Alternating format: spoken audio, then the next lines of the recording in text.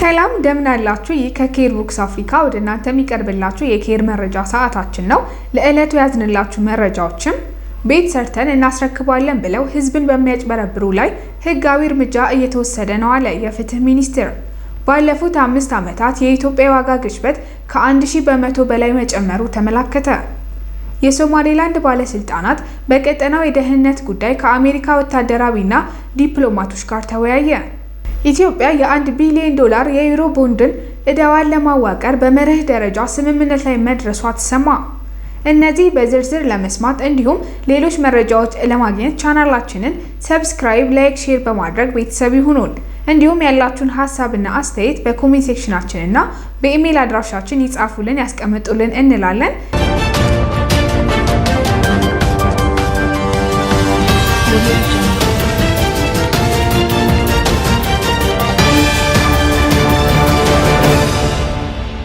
ለዕለቱ ወደ ያዝነው መረጃዎች ስናልፍ ቤት ሰርተን እናስረክባለን ብለው ህዝብን በሚያጭበረብሩት ላይ ህጋዊ እርምጃ እየተወሰደ ነው አለ የፍትህ ሚኒስቴር።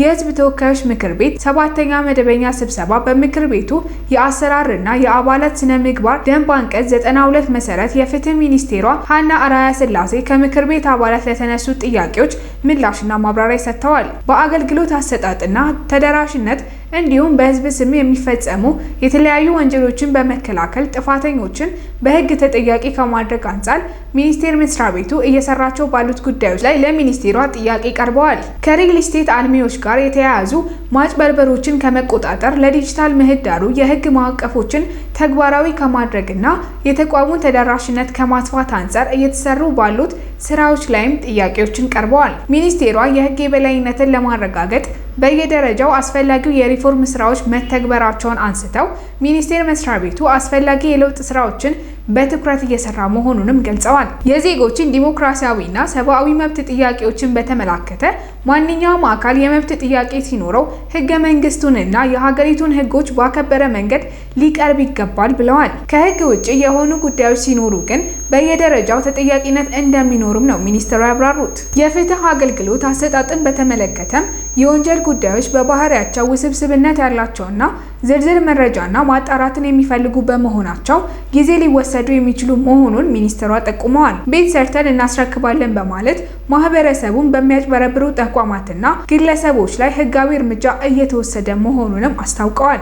ሰላም ባልተረጋገጠበት ሁኔታ ሰብአዊ መብት ጥሰትን ሙሉ በሙሉ መቆጣጠር አዳጋች በመሆኑ በምክክር ኮሚሽን እና በሽግግር ፍትህ በዘላቂነት ሰላምን ለማስፈን እየተሰራ መሆኑንም ተናግረዋል። ወደ ሌላ መረጃችን ስናልፍ ባለፉት 5 ዓመታት የኢትዮጵያ ዋጋ ግሽበት ከ1000 በመቶ በላይ መጨመሩ ተመላከተ። አሁን ባለው የሰላም እጦትና አለመረጋጋት ምክንያት ከአጠቃላይ የሀገር ውስጥ ጥቅል ምርት ከ25 እስከ 30 በመቶ የሚያህለው ምርታማነት ተጎድቷል ተብሎ እንደሚታመን ተጠቁሟል። የኢትዮጵያ መንግስት ባለፉት 15 እና 20 ዓመታት የወሰዳቸው አብዛኛው ብድሮች የመክፈያ ጊዜያቸው እየተጠናቀቁ መሆናቸው ኢትዮጵያ የምትገኝበት የብድር መጠንም በጣም አሳሳቢ ነው ተብሏል። መንግስት ግን ይህንንም ቢሆን አይቀበለውም። የውጭ ዕዳ ሽግሽግንና ስረዛ እንዲደረግ የተሳካ ድርድር አድርጌያለሁ ሲል ይሞግታል።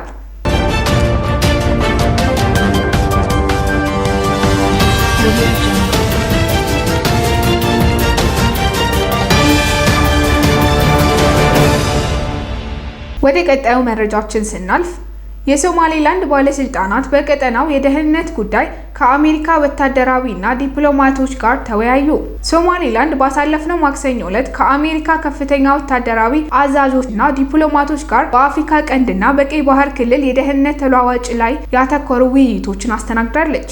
የአሜሪካ የአፍሪካ እዝ አፍሪኮም ጀነራል ዳግቪን አንደርሰን እና የአሜሪካ ምክትል አምባሳደር ጀስቲን ዴቪስ ከሶማሌላንድ ባለስልጣናት ጋር በሃርጌሳ ውይይት አድርገዋል።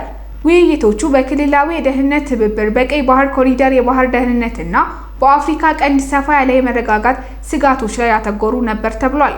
ጉብኝቱ የመጣው በቀይ ባህርና በኤደን ባህረ ሰላጤ ላይ በቀጠናዊ ግጭቶች እየጨመረ በሚሄደው የጂኦፖለቲካ ትኩረት አስመልክቶ ነው።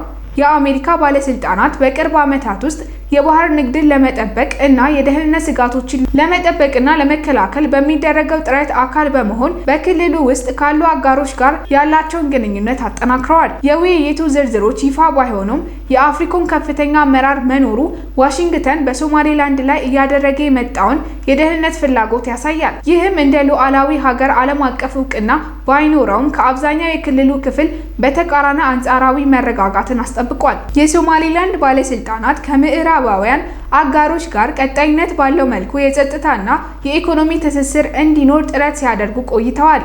ይህም ግዛቱን በቀይ ባህርና በባብ አልሜንዳብ ኮሪደር ላይ እንደ ስትራቴጂካዊ አጋር አድርጎ ማስቀምጦታል። የሀርጌሳ ጉብኝት በአፍሪካ ቀንድ ሰፊ የአሜሪካ ዲፕሎማሲያዊና ወታደራዊ እንቅስቃሴዎችን ተከትሎ ሲሆን በአፍሪካ ቀንድ እየጨመረ ለሚሄደው የጸጥታ ስጋቶች ምላሽ ለመስጠት አሜሪካ ቀጠናዊ ስትራቴጂዋን እንደገና እያስተካከለች ነው።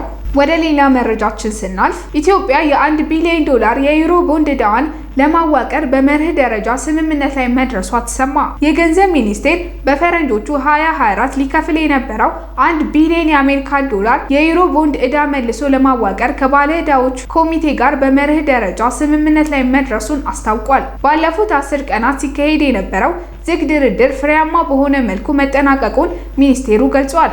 በድርድሩ ላይ ከጠቅላይ የቦንድ ዕዳ ከ45 በመቶ በላይ የሚወክሉ ዓለም አቀፍ ተቋማዊ የቦንድ ባለቤቶች የተሳተፉ ሲሆን በሁለቱም ወገኖች በኩል ሕጋዊና የፋይናንስ አማካሪዎች ተገኝተዋል። ይህ በመሪ ደረጃ የተደረሰው ስምምነት በዋናነት በፋይናንስ ውሎች ላይ ያተኮረ መሆኑም ተገልጿል። የስምምነቱ ዝርዝር ሁኔታዎች ለዓለም አቀፉ የገንዘብ ድርጅት IMF እና ለይፋዊ አበዳሪዎች ኮሚቴ የተላከ ሲሆን ይህም የኢትዮጵያ የረጅም ጊዜ የዕዳ ዘላቂነት እንዲረጋገጥና የአበዳሪዎች ይሁንታ እንዲገኝ ለማድረግ መሆኑ ተጠቁሟል። መንግስት ከባለዕዳዎቹ ኮሚቴ ጋር በመተባበር የፋይናንስ ነክ ያልሆኑ ሌሎች ዝርዝር ጉዳዮች ላይ መስማማት እንደሚጠበቅባቸው አመላክቷል። ይህ ሂደት እንደተጠናቀቀ በፈረንጆቹ 2026 መጀመሪያ ላይ የዕዳ ሽግሽግ ሂደቱን ተግባራዊ ለማድረግ ቁርጠኝነት እንዳለው ገልጿል።